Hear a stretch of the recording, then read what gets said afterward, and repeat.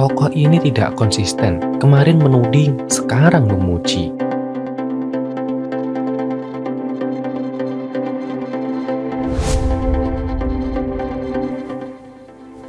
Keuntungan dan kerugian merupakan pasangan yang pasti ada di kehidupan ini.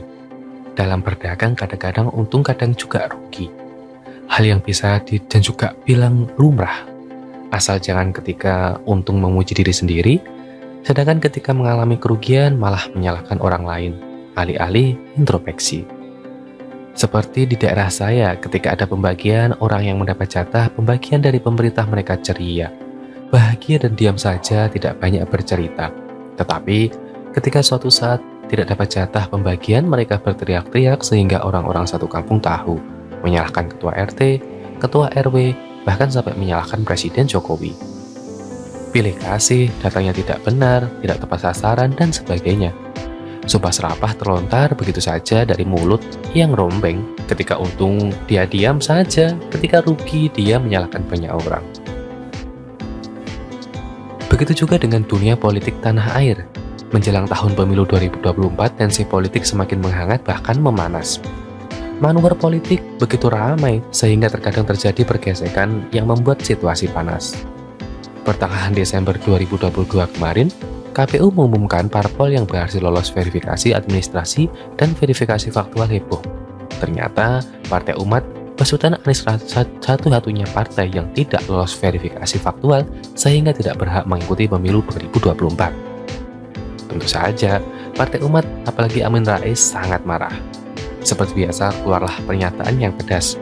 Tudingan membabi buta kesana kemari menyalahkan orang lain, menuduh ada pihak yang menjegal Partai Umat agar tidak ikut pemilu 2024. KPU kemudian memberikan kesempatan kepada Partai Umat untuk melakukan verifikasi faktual ulang, khususnya di daerah Nusa Tenggara Timur dan Sulawesi Utara.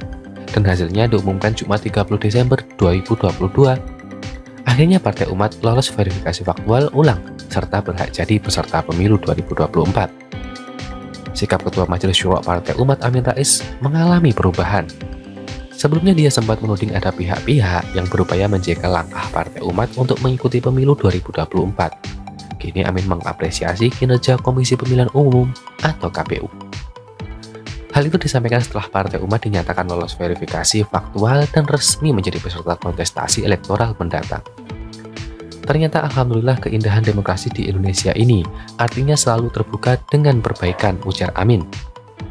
Ia mengatakan, tanpa sikap keterbukaan KPU, Partai Umat mungkin tak bisa berjuang untuk menjadi kontestan pemilu 2024. Saya kira masyarakat akan bisa menilai bagaimana kualitas karakter seorang Amin Rais sebagai sepupu Partai Umat.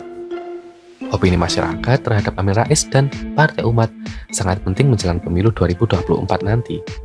Ketika dirugikan fokus menuduh dan bersuuzon kepada orang lain, alih-alih melakukan introspeksi, ketika diundang seolah menjalat lidahnya sendiri, melakukan hal yang sebaliknya, memuja dan memuji pihak yang dianggap menguntungkannya.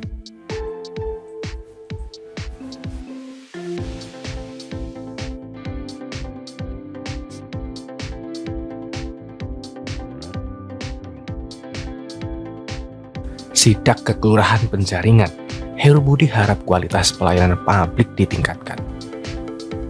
Penjabat Gubernur DKI Jakarta, Heru Budi Hartono, kembali melanjutkan kegiatan inspeksi mendadak.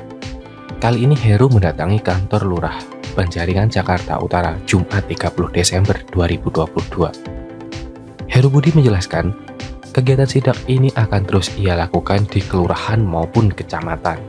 Sebab menurut dia, keduanya merupakan ujung tombak organisasi perangkat daerah dalam melaksanakan pelayanan publik. Saya akan terus memeriksa dan memastikan kinerja, efektivitas, dan efisiensi di kelurahan maupun kecamatan pada semua wilayah. Sebagai ujung tombak pelayanan publik Pemprov DKI Jakarta, kata Heru Budi. Kemudian dalam kegiatan sidak itu, Heru turut mengunjungi pelayanan terbaru Satu Pintu dan Kependudukan dan Pencatatan Sipil. Heru yang juga Kepala Sekretariat Presiden itu pun berharap ke depannya para pegawai kelurahan maupun kecamatan bisa meningkatkan kualitas pelayanan. Hadirkan pula inovasi dan kreativitas dalam pelayanan publik yang prima, yang tentunya harus berorientasi pada keputusan masyarakat di seluruh wilayah Jakarta, ujarnya. Dalam sidak itu, Heru sempat menyapa salah satu warga bernama Yani 49 tahun yang tengah mengurus akte kelahiran untuk dirinya. "Saya tinggal di Rawa Bebek. Kesini mau bikin akte lahir untuk sendiri. Akte saya zaman dulu sudah hilang. Alhamdulillah pelayanan di sini baik dan mempermudah warga sekitar mengurus banyak keperluan warga," tutur Yani. Sementara itu, Kepala Unit PTSP Kelurahan Penjaringan Muhammad Budiman berharap agar sarana dan prasarana di kantor lurah Penjaringan bisa ditingkatkan supaya bisa lebih memudahkan dalam pelayanan publik. Terkait optimalisasi digitalisasi layanan publik, para petugas pelayanan kelurahan Penjaringan terus berupaya melakukan sosialisasi dan pendampingan kepada masyarakat sekitar untuk menghadirkan kemudahan dalam pelayanan publik, ujarnya.